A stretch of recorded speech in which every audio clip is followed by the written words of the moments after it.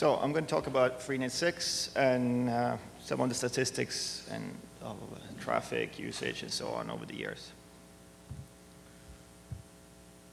So Freenet6 has been around quite a while as a tunnel service, since '99 actually.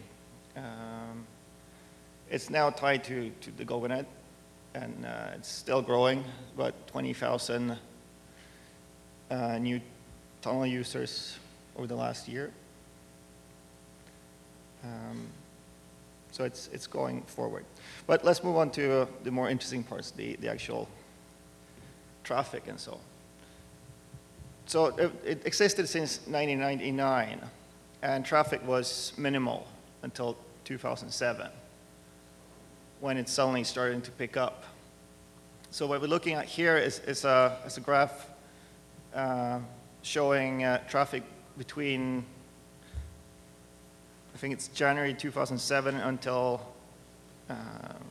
January 2009. And we went from nothing to a reasonable amount of traffic suddenly.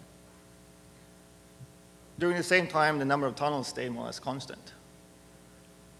So people have had tunnels, but they haven't used it. There hasn't been any source of content, really.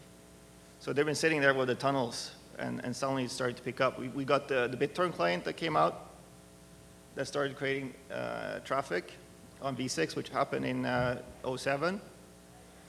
And we also started to get traffic from news servers over V6. If we continue from 2009 until now, traffic has continued to grow. We're in a different scale now. We're looking at 100 to some 250 megabits of traffic. And the more capacity we're adding right now, the more the traffic is growing. So we're seeing definitely a growth in usage. Tunnels has also started to grow a bit. So now we're peaking around 3,000 tunnels at max. That there are active tunnels at some point.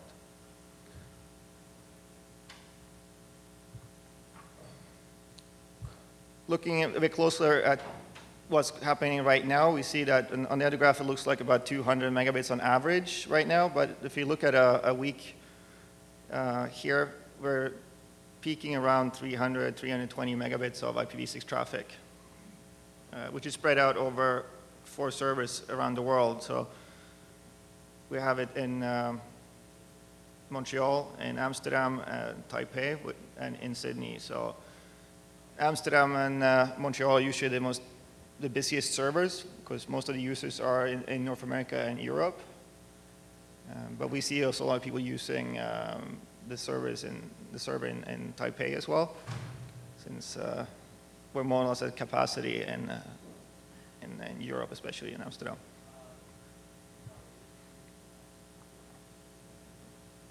What we're seeing here is the growth of number of tunnels. So in beginning of '09, we reconfigured the whole service and added new servers. And what these counters show you is the growth of configured tunnels. So these are tunnels that are being set up and have tunnel information stored, so with static IPs assigned.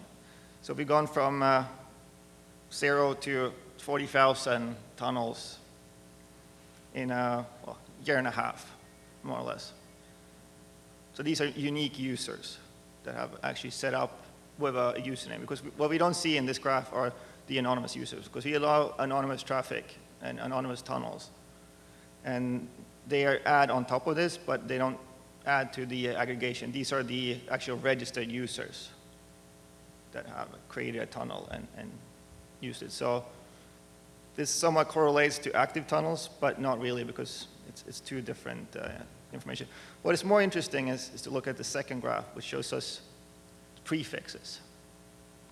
So out of these 40,000 users, about 6,000 request a prefix, meaning that they have a router rather than a single host that they use for tunneling.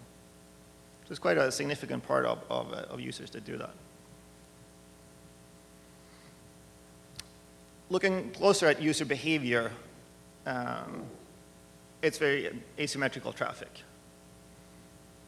It's more or less 10 to 1 in traffic going to the user. People are downloading, which is quite common, I guess, in general traffic. So it's not a big surprise, but still. The question is, where does all the traffic come from? I'm going to get to that in some other slides. So I mentioned about 15% request a prefix. About 5% actually configure a reverse DNS, because reverse DNS is a feature that we have on Freenet6 that you can delegate the DNS for your own prefix. So like a third of the prefixes have DNS configured for them. And as usual with broadband services, 10% of the users generate the majority of the traffic. It's probably even more than 50%, but we're looking about at least 50% of the traffic is generated by a small number of users. So, well, this slide should say Usenet, because Usenet, or news, is the majority of traffic on v6 right now. We see on our servers, about 90% of the traffic is Usenet traffic. People downloading files, so file sharing. What these graphs show is the Freenet6 service and the Amsterdam Internet Exchange, AM6, during an outage on two of the big Usenet providers. So we had one Usenet service that was down before this point, and the second one that went down at this point, so at these two graphs. And suddenly traffic dropped to a minimal on IPv6, and not just on Freenet6, but also on AM6. So they went from some 1.2 gigabits to 200 megabits or less. So that is a big source for IPv6 traffic today. Reason for that is it's free. Normally you have to pay to use a Usenet server, but on IPv6 that's been free. And that's been driven the traffic. And as Bruce mentioned, we had a big peak in users, and that was because of an article saying that this is how you use Usenet for free, and suddenly everybody jumped on it. Oh, I want v6 because I can get my file downloading for free. So that had a big impact, and right now for us, all our servers are completely full because they pointed to us as the easiest way of getting v6. So these small things have a big driver for IPv6 traffic, for sure. Freenet6 also does other services than just IPv6 tunneling. So we have DS Lite, if you want to try it out. You need to get IPv6 native first, or set up your tunnel and get IPv6 in your network, so you can run DS Lite on top of it, but you can go out and play with it. It's available. You also have DSDM if you want to try out some other tunneling on top of it.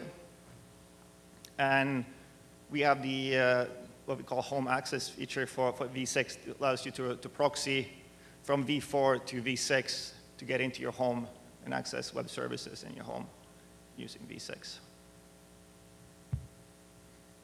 And that's it. Questions?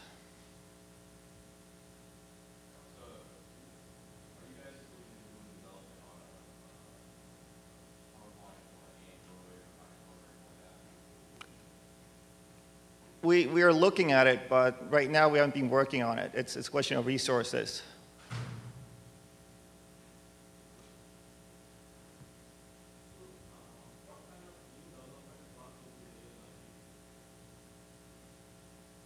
New development work in terms of our tunnel service, or?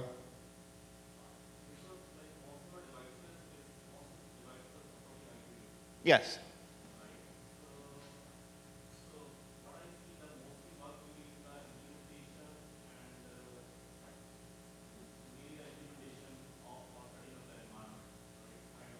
Yes.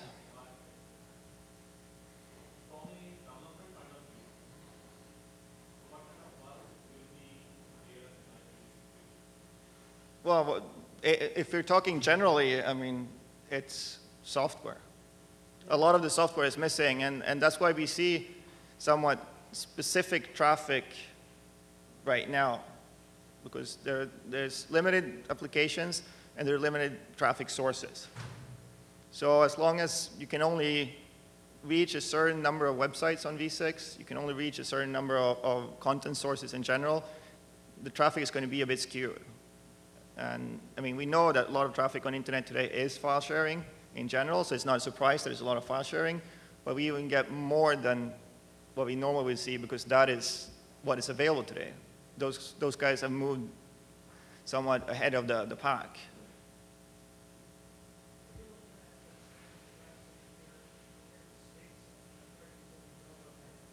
Yeah, I mean, we're always looking for new partners to expand the network and try to improve the service.